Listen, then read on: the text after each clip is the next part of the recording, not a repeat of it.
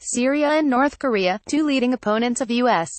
foreign policy that are also considered sponsors of terrorism by the State Department, have gotten increasingly close as an international axis opposed to Washington and its allies grows more influential across the globe.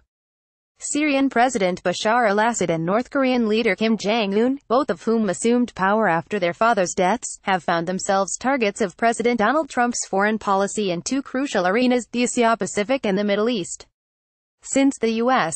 leader made the unprecedented step to strike Syria's military over chemical weapons accusations in April, and hours later threatened to attack North Korea amid reports of an upcoming nuclear weapons test, the two nations have relied on their historic Cold War ties. Related war in Syria. Assad thanks Iran and North Korea for help in letters to two supreme leaders opposed to U.S.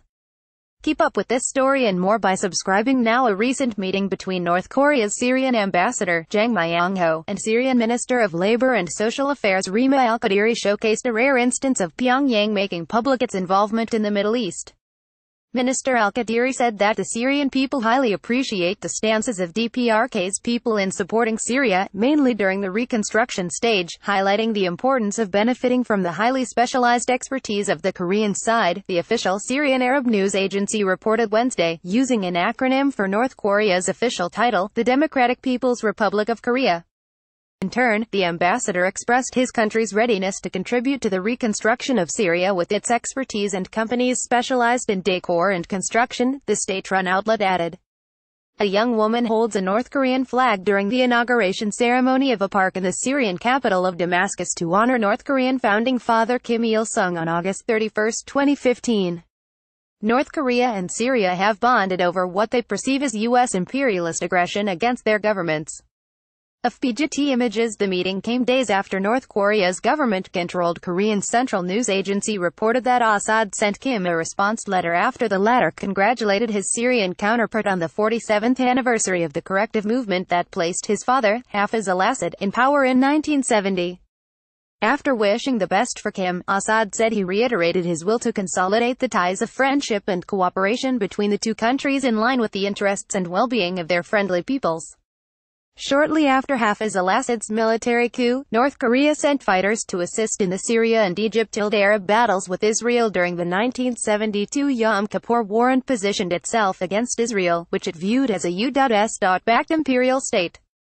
When the younger Assad assumed the Syrian leadership in 2000, North Korea allegedly helped him build a nuclear reactor, which was later destroyed by an Israeli airstrike in 2007. In addition, the UN has accused North Korea of helping Syria to develop chemical weapons. Both Syria and North Korea have denied such collaborations. Since 2011, the year that Kim took power in his country and Assad began to lose control of his amid a nationwide uprising, the fortunes of both leaders have improved. North Korea quickly backed Assad, joining Russia and Iran in condemning what they considered a plot sponsored by the West and its Gulf Arab allies. While Syria's pro-Saudi Arabia opposition accused North Korea of sending troops to back Assad last year, it was Russia's 2015 intervention that helped turn the tide against the rebels and jihadis. Earlier this month, Syria and its allies declared victory over one of their leading opponents, the Islamic State militant group ISIS, and Assad emerged as the most powerful faction in the lengthy conflict. This same year, North Korea successfully launched its first intercontinental ballistic missiles and conducted its sixth nuclear weapons test, a hydrogen bomb by far more powerful than all of its previously tested weapons combined. Experts have said that nuclear-armed North Korea's military advancements and a resurgent Syrian military backed by Russia and Iran present serious threats to Trump's plans for the Middle East. Syrian President Bashar al-Assad reviews the honor guard with North Korea's Kim Jong-nam, president of the Presidium of the Legislative Supreme People's Assembly, upon his arrival in Damascus on July 16, 2002. Syria and North Korea have busted ties with Cuba, Iran and Russia, traditional foes of U.S. foreign policy. Syrian Arab news agency Reuters. North Korea's decade-old military alliance with the Assad regime is stoking fears inside the Trump administration that Kim Jong-un is not only profiting from Syria's six-year war, but also learning from it, ex-reporter Jay Solomon wrote earlier this month for the Washington Institute for Near East Policy, in a report cited Monday by CNBC. The institute is a pro-Israel think tank where Solomon has served as a visiting fellow since June. Russia's and Iran's victories in Syria have not only helped bolster a multinational axis of resistance that has shifted alliances in the strategic region. They have also intervened in the nuclear crisis between North Korea and the U.S. While Russia does not recognize North Korea's self-proclaimed right to develop nuclear weapons to deter a U.S. invasion, Moscow has used its enhanced diplomatic clout to assert that U.S. military action is not an option, despite Trump's threats to use it against Kim's regime.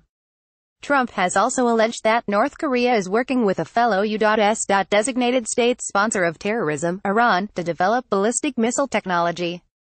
Meanwhile, another major Cold War player is seeking to rekindle ties with forces aligned against the U.S. like Iran. Cuba was approached by the administration of President Barack Obama for historical talks that claimed several successes that have since been overturned by Trump.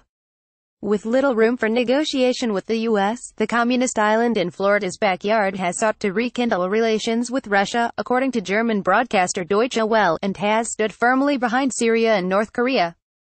North Korean and Cuban officials met last week to strengthen ties. Both countries suffer from harsh U.S. economic sanctions intended to destabilize their respective governments.